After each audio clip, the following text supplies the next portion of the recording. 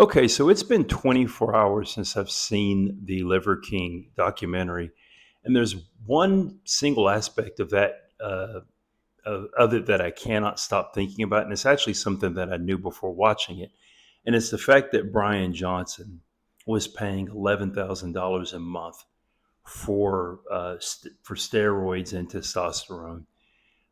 Just first of all, just think of that. Just uh, imagine, he's paying what comes to $132,000 a year.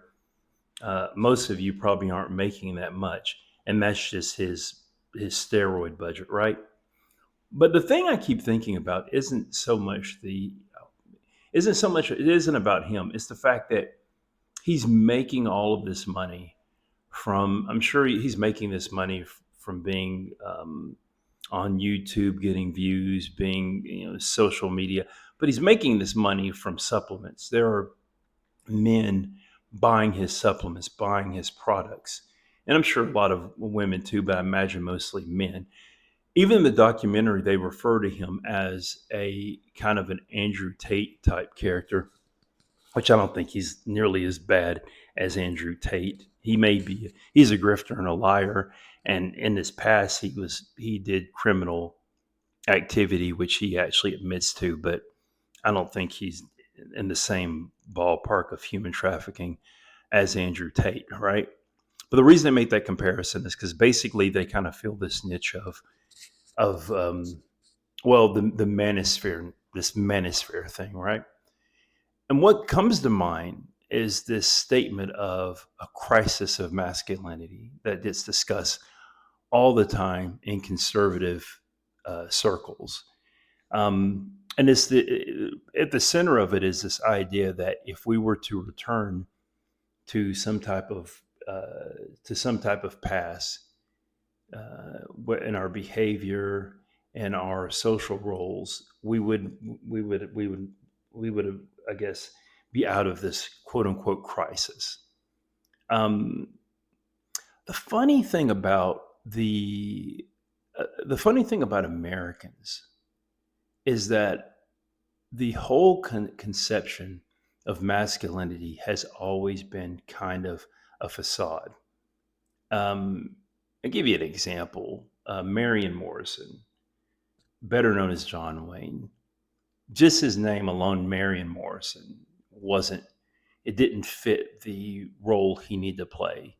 It's it's it's ambiguous. It could be it's male or female. You can't tell, and it's also alliterative, right? It's not very. It's multisyllabic. Marion more. You need to have something more, masculine. John Wayne, right? Right. So that's the first facade. The other thing is he's always playing these military characters and cowboys. First of all, I think John Wayne didn't like horses, and he never served in the military. He actually got deferments to avoid military service. Now, a little bit in his defense, at the time, for example, he was of age to fight in World War II and the Korean War, but well, at the time of the Pearl Harbor bombings, he was 34, but there were plenty of people older than him, other celebrities older than him that's well, celebrities and civilians or whatever that served that were that age and older. He dodged that thing pretty much, right? But would continue on to kind of play uh, this personification of masculinity, Green Berets and all that. Personally, I don't think military service is an indication of masculinity or anything like that. And I'm a staunch believer in the idea that certain people should not serve in the military, especially combat roles. But this is the image he was putting out there. But not only was it just a fake image, but it was a toxic image. And it comes to mind is a story that at one of the Academy Awards, Marlon Brando decided to, instead of taking the award, allow this indigenous rights activist, who herself was kind of fraudulent, but her message wasn't, to go on stage for him and speak. And John, Marion had to be held back because he was going to go up there and attack her. That's how manly he was. He was going to attack this woman on stage, um, for speaking out for indigenous rights. And I guess maybe Marion felt some sort of way because he made his career, demonizing, um, indigenous people. I mean, yeah, Marion was also a bit of a racist as well, um, and wasn't shy to speak on that. So even then, it's kind of the whole idea of masculinity is it was a bullshit facade. A bunch of insecure people who are afraid that the world will see their insecurity. And even now, you have all of these young men who are buying this man's supplements, and now they're angry at him because they're like, "Well, you were a fake. Your whole image was fake. You talk about your nine tenets, and that's bull." The funny thing is the 9 tenets, they're not bad practices of life. It has to do with like being act. Even the fight thing isn't that bad, honestly. Um, in a practice relatively safe form, martial arts, combative arts can be good for people. I did it for well over a decade. I enjoyed it. I got a lot from it. It's great exercise. It humbles you. It's a good way to build camaraderie. I mean, the eating raw organ meats, I'm not sure about that, but hey, whatever, right? The cold sun, all the other stuff. I mean, yeah, Brian Johnson is definitely, uh, he's a con artist, right? But even the con artists can give good advice. But I do think that he is, and I do think that he's motivated though by his insecurity. And sure, he tells this story explaining why he was using steroids, and even the people who work with him were saying, "We don't even know if we believe his story. What can we believe a thing he says at this point?" Which is true.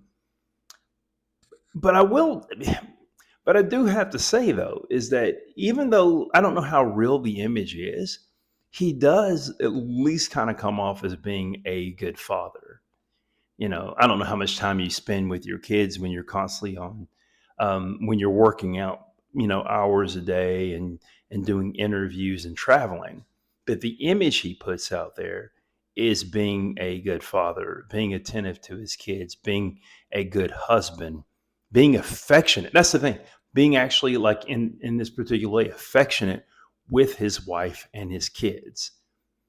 You know, um, and his sons seem to like him, and that's what I think. Kind of the tragedy of it is that if there's a lesson of masculinity to be learned there, that's the lesson of being how how regardless of how true it is in reality, what he puts out in the world, that image of being a good father, a good husband, um, all of those things, and even working hard, because steroids or not, you don't get to looking like that and achieve what he did without really putting in the grind.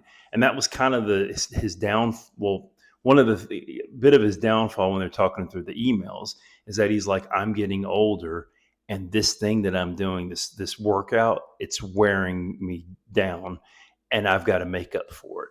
Um, so I mean, I guess if there was a message to take from this, is like that is not your masculinity. It's never been your masculinity.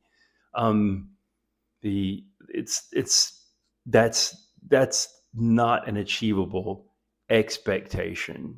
You're not gonna um, you're not gonna be jacked and I don't know, this idea of whatever. It's not attainable, and no amount of, I mean, not just the jack thing, but just the idea of like, this warrior who's, I'm super jacked, and I can, handle a gun and all that. It really, when we say toxic masculinity, that is literally that's one of the things that's literally being talked about, is these expectations that you can't that you cannot live up to. But what you can live up to is being a good friend, being a good father, being a good husband, being a good boyfriend, being kind to people. And that was the thing about Brian. That's kind of funny that he, through all with all this stuff, though, he seems to be an actual kind person. Yeah, he was a crook, and he's still kind of a crook. But still, there does seem to be a layer of kind of kindness and affection that he has for people, and that's really the biggest tragedy of it is that um, that's the masculinity you want to achieve, but you really can't bottle that and put it in a supplement.